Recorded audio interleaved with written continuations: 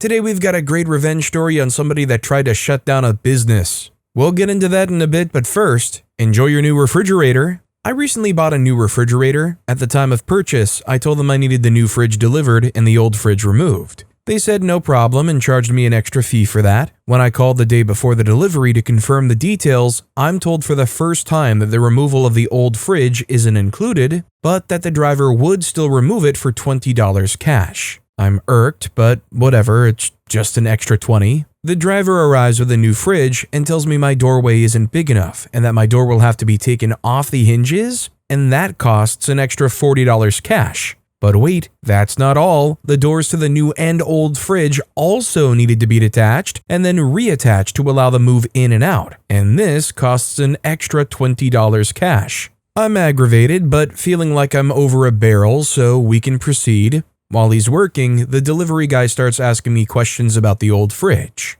Is it broken? No, runs fine. Then why are you replacing it? I just renovated the kitchen and I'm getting stainless to match. He finishes the job and leaves. The next day, I get a call from the driver asking me where the drawers and door inserts are for my old fridge. You see, it turns out he wanted to keep my old fridge and use it himself. I started to suspect this when he was asking questions about the old fridge before. So when he stepped outside, I quickly pulled out all 3 crisper drawers and every shelf that sits inside the fridge door. I hid them all in a back bedroom, and he never noticed. He was aggravated and wanted to come back for the drawers and shelves. Told him that would be an extra $40 for the drawers and $20 for the shelves. Just kidding, I said. I'm using them in my cabinet doors and for storage under sinks and in the basement, so I would enjoy keeping those. But enjoy the fridge. How many of you guys out there are like me in thinking that this guy is clearly lying anyways? I want the drawers and stuff back because I'm going to use it. I think even OP knows that they're being generous by going along with what their description of it was, and I feel like it's more likely they're trying to flip it. I don't know, am I way off on that? Just Another Teach commented, imagine his face when he opened the fridge later and realized he got a hollow box. That fridge is now the most inconvenient freebie he'll ever own. Priceless. 490 commented, young and naive about selling things on Craigslist back in 2007, I listed an oven for sale. I live alone in a not great part of town and immediately felt uneasy with the 2 men who came to pick it up. They loaded it onto their truck and then told me that they only had half the agreed upon amount. I was so mad knowing that there was nothing I could do at that point that I climbed into the bed of the truck and removed the broiler pan from the oven. Also, hi, I'm Steven, and if you guys enjoy crazy stories of revenge, it would be amazing if you left a like or left a review if you're listening to my podcast. Our next story is, don't want to do 2 flights of stairs? Enjoy 6. I was supposed to get a delivery today from DHL, requires a signature. It was a gift for my wife, a new clothing item she'd been wanting for a while. Tracking told us today, this morning, updated to say between 1 and 3 p.m. Perfect. We work out together and my wife heads to work. I'm off today and home. I jump in the shower around 12:30, only to hear the doorbell at 12:40. Crap, he's early. I run to the doorbell and buzz him in, throw on a bathrobe soaking wet, and wait by the door. I just have to sign and then I can go finish my shower and stick the bathrobe in the dryer, except nobody knocks on my door. I stand there waiting for about 10 minutes. Maybe he has other deliveries in the building. Maybe he can't find my unit. No big deal until my phone goes off with another text update. Couldn't deliver package because you weren't home. I lit up. Run downstairs in flip-flops and a bathrobe. Truck already gone. Call the center. Fortunately get to speak to a human immediately and he's very helpful. He says he's going to try to have them redeliver it because that's bullcrap. But if they can't, he gave me a list of options. I decide to wait to see if they can redeliver. Long story short, and several hours later, they can't. No one knows why this dude didn't come upstairs. He made it into the building, and mine was the only package. But I know why. The elevator is down right now. So this dude walks into the lobby, sees the crew working on the disabled elevator, and decides 2 flights of stairs from the lobby to the 3rd floor is just too much for him, turns around, and walks out. And now he's not coming back. My wife is really sad. She's been having a rough time lately and she was really looking forward to feeling pretty, so now I'm even angrier. The petty revenge. One option for redelivery is to come back the next day and leave it with a neighbor. So I texted around and found someone who would be home all day tomorrow to take the package on the 8th floor. Management sent out another email this morning that we shouldn't expect the elevator to be fixed until next week. Enjoy the stairs, jerk. Edit to add context. I live in an apartment building in a major city. Apartment buildings are the norms, and probably only half of the buildings have elevators. If you can't come up for whatever reason, say so at the intercom. I'll be right down with a bottle of water too. The bait and switch?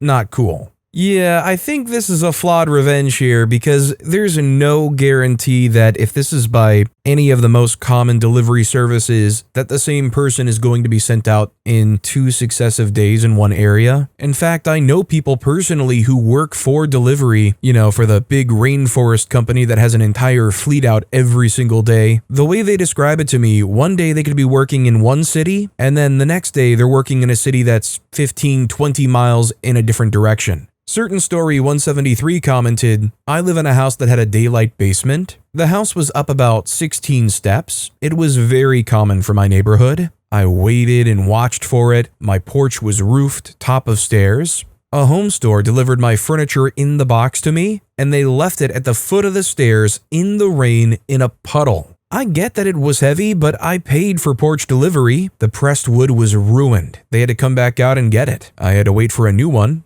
The store refunded my delivery charges. Our next story is, stand wherever is convenient for you? I'll put your card wherever is convenient for me. This might be the pettiest I've ever behaved, but this person deserved it. Anyway, enjoy reading. So I have this part-time on-campus job as a front desk proctor at one of the dorms at northeastern Boston. Basically, I sit there, check IDs, and let residents and their guests in. It's a pretty straightforward job. The setup is simple. There's a desk in the middle, an entry door on my left, an exit on my right, and the card reader is on my right side of the desk. The normal process is people walk up to the front of the desk, show their ID, I tap it, and let them in. It takes about 30 seconds and everyone does it this way. Except this one girl. She decides standing at my front is too much work, I guess, so she walks past the entire front desk and stands on my left side near the entrance, expecting me to turn completely around, take her card, turn back to my right to tap it, and then turn around again to give it back. She did this a couple of times and I was already annoyed, but whatever, I was busy with my own work and didn't want to deal with it. But then she comes back later with her friend, putting on this fake accent, trying to impress them, and does the same thing again. Her friend is standing at the front desk all confused like a normal person and quietly asks, "Are we allowed to stand here?" And this girl literally says with full attitude, "Yeah, it's more convenient for me to stand here." That's when I lost it internally. I took both their cards, signed them in, and instead of turning around to hand them back like she expected, I straight up slammed both cards on the far right end of the desk. Complete opposite side from where she was standing, gave them a dead stare, and went back to my laptop like I didn't give a freak. Her friend had to awkwardly walk all the way around to grab the cards, while Miss Convenient stood there processing what just happened. If it's convenient for you to make me turn around, then it's convenient for me to make you walk around. Simple as that. Sometimes you gotta give people a reality check without saying a word. I just don't get people who don't process the other people working these jobs as human. I mean, clearly that's what's going on here, am I wrong? They're treating OP like they're a piece of rotating furniture. Like they're an AI bot that's trained to be all, "Yes, please, step all over me, can I do anything else for you?" And also, if you were curious if what OP did worked long-term on fixing her attitude behavior, "Oh, what is the point?" commented, "Did that put a stop to her idiotically standing on the wrong side?" OP responded commenting, "She wasn't standing on the wrong side per se. It's just that one has to wait to get their ID verified." And yes, I think she came back once again, and this time she waited normally, like how one is expected to. Our next story is, got even in my own way. Decades ago, I was in a relationship with a guy who lived with his mother. Things got a little tangled in my life, and I ended up living with them for about 6 months. This was my first experience living with someone outside my family. I had a set of really nice roasting pans that were my favorite for lasagna or pot roast, etc., and I used them that year to cook Thanksgiving dinner. I had to work that night, so his mother told me that she would get things cleaned up. I had no reason to doubt her because the kitchen was always reasonably clean. Got back the next morning, things are put away in their usual spot, food safely stored in the fridge, the whole 9 yards. Christmas rolls around, I take my pans off of the top of my fridge and out of their sealed bags to find a moldy, congealed mess of nasty turkey leftovers still in my now destroyed pan. I moved out over the next couple of days, but before I left, I duct taped a potato to the back of the least used drawer in the kitchen. You know, you wouldn't think that a potato would be all that good of revenge. You know, what are they gonna do? Just start sprouting all over the place? Well, I one time unfortunately had the displeasure of a potato falling behind a shelf, and when we finally got around to discovering it, there was a lot of potato liquid left over to clean up. Matt7X commented, I lived with my girlfriend for 1 year in a little rented apartment. We bought a sack of potatoes and totally forgot its existence for months as it was back in a drawer we barely used. We forgot about it until we started smelling something awful, couldn't find the source, until we could. Half of those dang potatoes were liquid. My God, the stench. I can still smell it, I swear. Hours to clean that mess, and I gagged the whole time. It happened a full year ago, but it still disgusts me. I feel it every time I see a sack of potatoes at the supermarket. I hope your ex's mom got the same experience. Our next story is neighbor who's very artistic by nature getting a sudden eviction because the landlord's daughter wants the house with the art inside. What art? There was a house in our area that was known for having really cool murals inside done by the previous tenant. Outside was pretty tame. She has a pre-built facade to make the house look like a cottage. Inside, all hand-done murals of Disney movies and fairy tales. The lady was an art teacher when she was younger, and later she started one of those paint with wine type businesses, which she did well before fully retiring to just doing paint commissions and furniture decorating. She's always been nice to everyone, even when I've been a butt to her when she complained about the truck being loud or speeding. We worked that out and have been friends since. She had an agreement with the original landlord about the art since it wasn't outside, it wasn't going to be a problem. She's been living in that house since the mid-80s with promises of getting the house in time. Unfortunately, he passed before anything was signed and legitimized, and his kids took over. One of the sons visited the house to inspect it with his daughter, and apparently they fell in love and wanted the art house for his daughter. My neighbor didn't have a lease, which made the fight harder, and they used the art on the walls as an excuse to kick her out. She was devastated, but she was able to buy a property that fits her needs at the last minute in another state that had a full art studio area on the first floor.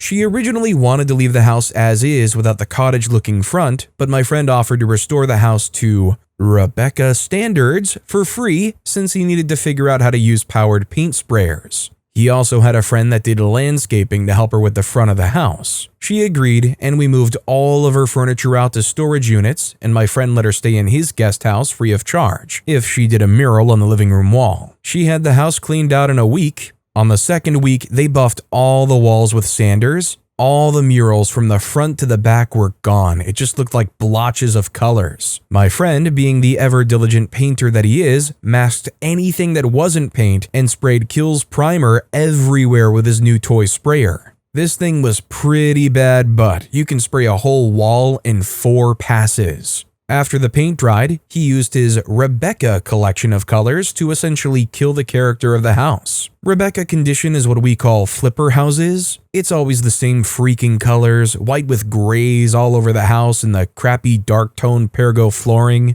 The floors were tile, so he left it alone, but the walls were white semi-gloss. The wood paneling walls, trim, switch covers, outlet covers, counters, and cabinets were sprayed in the most depressing shade of gray. The house looked dead inside when I went in to check it out. It was weird not seeing all the murals. The front of the house was the last project. She agreed to give his landscaping friend the bushes in exchange for the labor of removing the cottage facade without breaking it. The landscaper basically ripped everything out and just dumped gravel and sand with a boulder for decoration. This weekend, I went to fix some problems at an old neighbor's house and noticed the house was still empty and asked the neighbor if he had seen anyone move in. He said earlier in the week that there were some U-Hauls there, but none of them were unloaded, and that was the last time they remember seeing anyone there. Bet that daughter was in for a surprise when she saw the house get turned into a basic heck hole. I can just imagine that daughter rolling up in the U-Haul. She can hear the birds chirping. There's that sweet little Disney music riff playing in the back of her head as she's ready to live in her forever home. And then the horror movie musical stings as she walks in and realizes there's no soul left in that place. Techno Fiend commented, "My former landlord spent some time trying to get a forwarding address out of our former fellow tenants because he insisted our apartment came furnished and he needed all the antiques back. Bruh, every item in the place came from me and my wife thrifting, driving all over the state, going to auctions, estate sales, and even cross-country to Brimfield, Massachusetts a couple of times. He was left with an empty shell with 2 dead 220 window units that he refused to replace and nothing else. Freak that greedy idiot. We only moved because he stole 2 parking spots for a maintenance man shed and then gave away our assigned parking that came with a unit because another renter complained he wanted covered parking too." Our next story is how I stopped my neighbor from having loud you-know-what until 4 a.m. This happened a few years ago now. We had a downstairs neighbor, a single man who had a friend with benefits. She would turn up at around 10 p.m. and stay until the next morning. Ordinarily, I don't care about other people's noise as long as it's not excessive and keeps within reasonable hours, 7 a.m. to 1 a.m. But this time, oh boy, she sounded like a buffalo being electrocuted. Normally, I would just put my headphones on and crack on, but I had a migraine, needed to sleep, and they were at it intermittently until around 4 to 5 a.m., with the sounds of doors slamming and glass hitting the bottom of the outside bins in between. Once I'd recovered from my migraine, early that morning, I waited until the other neighbors had gone to work and treated the seemingly hungover downstairs pair to a very loud rendition of my album I had not long purchased, Igor, Spirituality and Distortion for the Curious, followed by each and every loud chore I'd been putting off the past few days. They never did it again. Look, I'm willing to give credit to OP here, but I feel like there is some benefit of the doubt on whether or not they never did it again being related to OP's album and chore sounds, and maybe more so just about that downstairs neighbor striking out from that point on. I mean, they don't sound like a very considerate guy, or maybe if they were going intermittently all night, maybe he actually is. Snoo Cauliflowers 9874 commented, "I read some post on here that somebody recorded their ear-splitting neighbors doing the deed and then played it back the next day loudly on a loop, which immediately made said neighbors stop with their noisy encounters. Perhaps OP's neighbor would have recognized her own buffalo screeches." Our next story is Bully Misogynist Got Poorer. This happened when I was at college many years ago. In the college bar, the college rugby club boys were well known for being loud, entitled bullies. One night, one of the loudest would-be Tory MP bloke was tearing into this girl saying she was stupid, pointless, and useless and would be heading for a career as a waitress. I, female 21, stepped in and said, "Hey, shut your mouth, you pig." He turned on me and said, "Why would I listen to an ugly jerk like you?" A day or two later, same guy is back in the bar sitting around a table with his rugby mates being loud and obnoxious as usual. I saw a tenner fall out of his pocket onto the floor without him noticing. Seeing my opportunity, I went over to the table, covered the money with my foot, and then walked back to my friends, dragging my foot and the money all the way. He noticed and laughed and said loudly, "I didn't know she was disabled as well, ha ha ha, etc." 10 quid back in those days was enough for a really good night at the bar. Every round we had, we cheered him and raised our glasses. He had no idea. Boys will be boys. I mean, in all reality, what is the excuse here? Why are they acting like that? I mean, I guess a pub is going to be a pub and maybe they don't have as much, social regulation in that kind of a place, but come on. Anonymous commented, "What is it with sports teams/clubs full of bullies anyways?"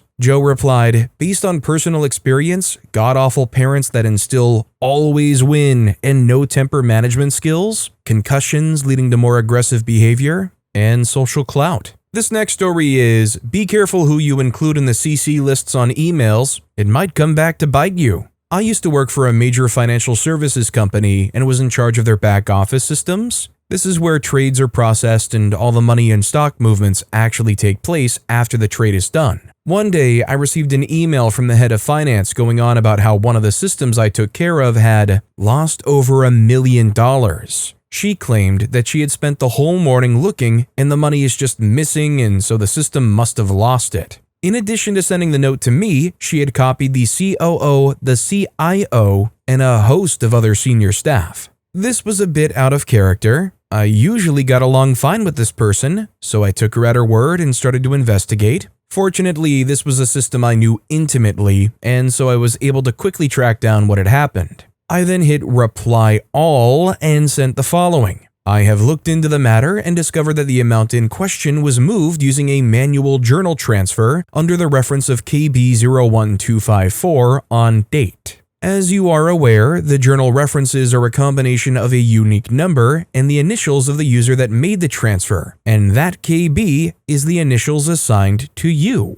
I hit the send button with a satisfied smirk and heard nothing in response. The next time I saw her, we both pretended like nothing had happened. Just imagine that person getting that email back, realizing that it had been replied to all, so everybody there is looking at that and realizing the reason that $1 million is missing is because she was the one that moved it. OP, what did you do? You lost $1 million. Well, that's funny. Why is your name attached to the $1 million?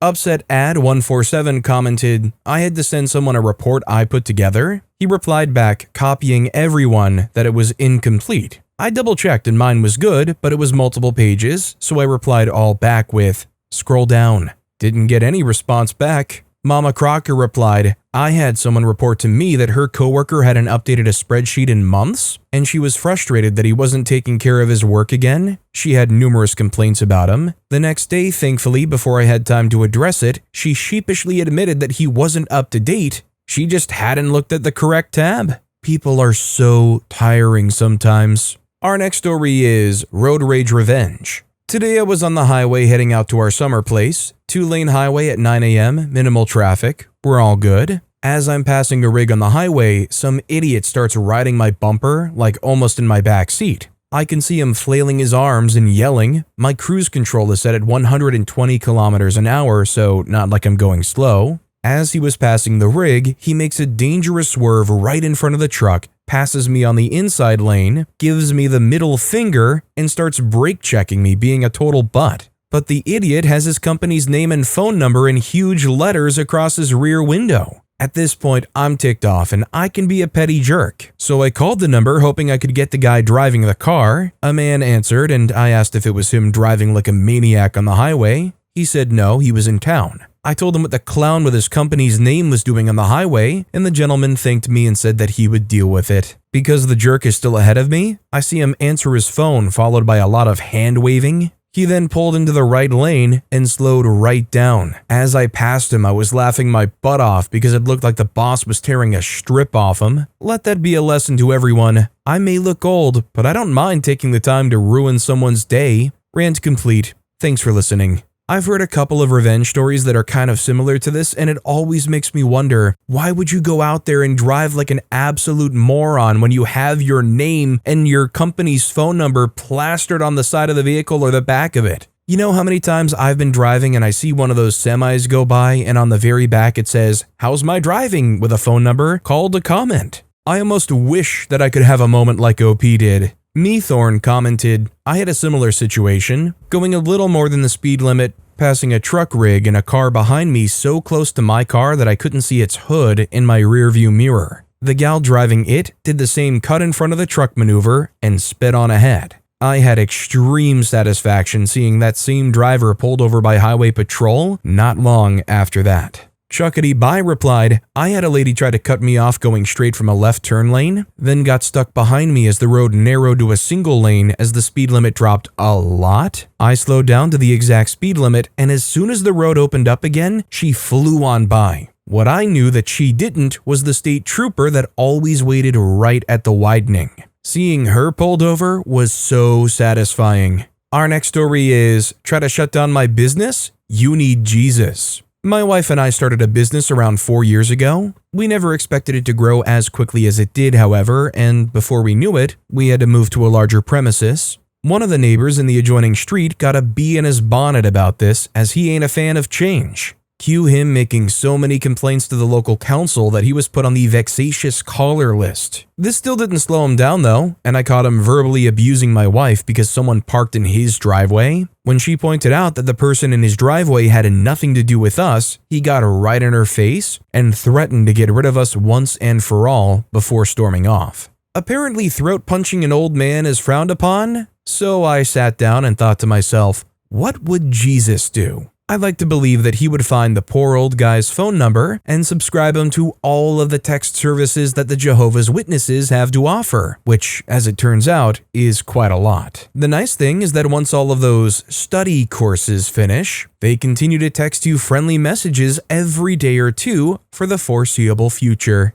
Do you have a moment to talk about our Lord and Savior? Do you have a moment to talk about our Lord and Savior? Do you have a moment to talk about our Lord and Savior? I think that's probably how it kind of feels. ADP1 commented, "Put him on the Scientology call list. They'll never leave him alone." Jungies replied, "You know how there are data broker companies that aggregate people's personal data, address, phone numbers, friends' names and details, family, job, etc., and then sell them? Scientology bought one of those just to keep track of people. They bought a travel agency too because it turns out that gives you access to who is flying where info. They are next level at this crap." Our next story is My Roommate the Thief. My college boyfriend came up with the idea, so I can't take the credit. In college, I shared a room with a thief who stole jewelry. For backstory, I lived on a 32-person floor set up in 4 8-person suites that shared a single common study room where each person had an assigned desk. When my roommate was away for a long weekend, the uni workmen did some maintenance and moved the desks in the study room. When they moved my roommate's desk, the workmen found a box they turned into me because they thought it was hers. It contained jewelry, including 2 pairs of earrings I thought I'd lost and a bracelet and a necklace owned by 2 other suite mates. When my roommate returned, I asked her about the box and she claimed no knowledge of it and claimed none of the jewelry was hers. I couldn't prove she took the jewelry, so I instead used her school email anytime I was asked for an email for the next 2 years. Interested in volunteering to feed the poor? Signed up by email. Political PAC newsletters? Signed up by email. Interested in next year's a cappella group tryouts? Signed up by email, along with every website that asked for an email. My boyfriend signed her up for adult entertainment websites and job searches. It isn't illegal, and she couldn't prove who was doing it, but I know it was annoying. Plus, she couldn't get a new university email, so she was stuck with a spam until she graduated. The rest of the jewelry in the box was turned into the resident assistant/building office, and they sent out a lost and found email to the whole building. I think all but 2 pieces ended up being claimed. Funny how after all that, the jewelry mysteriously turned up. I guess those movers must have had a real guilty conscience after all that time and turned it back in. Hope they enjoy the 2 pieces of jewelry they stole from OP. Emotional Dog 8118 commented, "My sister signed me up for a free copy of the Book of Mormon. It escalated from the book to calls. She gave them the landline number, politely told them I wasn't interested. Finally, the doorbell rang some months later, and I found 2 well-dressed young men with the name badges on my front porch. They asked for me by my name. Thinking quickly, I told them that no one lived here by that name and they must be mistaken. I quickly shut the door and retreated downstairs, quivering with panic and fear. Sure enough, several minutes later, the phone rang. I said, 'Hello?' 'This is Elder Jessup,' the voice on the other end said. 'Am I speaking with Emotional Dog's name at Emotional Dog's address?' I was as polite as I could be to redirect the young missionary and reaffirm that I was not interested in an in-person visit ever. That was over 25 years ago, and I'm still ticked at my sister. Hey, I have an idea. I might just now sign her up for a free copy of the Book of Mormon." Ishpeming Native commented, "Did that in the army to an officious little jerk who was only a PFC but really enjoyed bossing recruits around. The company was about 250 men, and 249 of them were signing up for the Columbia Record Club, using every possible variant of his name, and then later mailing partial payments in cash so he couldn't get away with just re-signing. Asking for free samples of everything from denture adhesive to magazines, volunteering him for charity work, applying to sell cosmetics door to door, you name it. The crowning blow was when a few barracks went together and bought him an anvil, 60 pounds of solid steel. It was fully paid for. No one was cheated. The anvil appeared in his mail along with everything else for the day. Under the anvil was a box of cookies his mother had baked. It was still going on when I left the unit. But with that being said, that's all the time we have for today. Now, if you want to hear another absolutely crazy revenge story, check out that video on the left. Or if you missed my latest video, check out that video on the right. That said, I'll see you all next time with some more stories.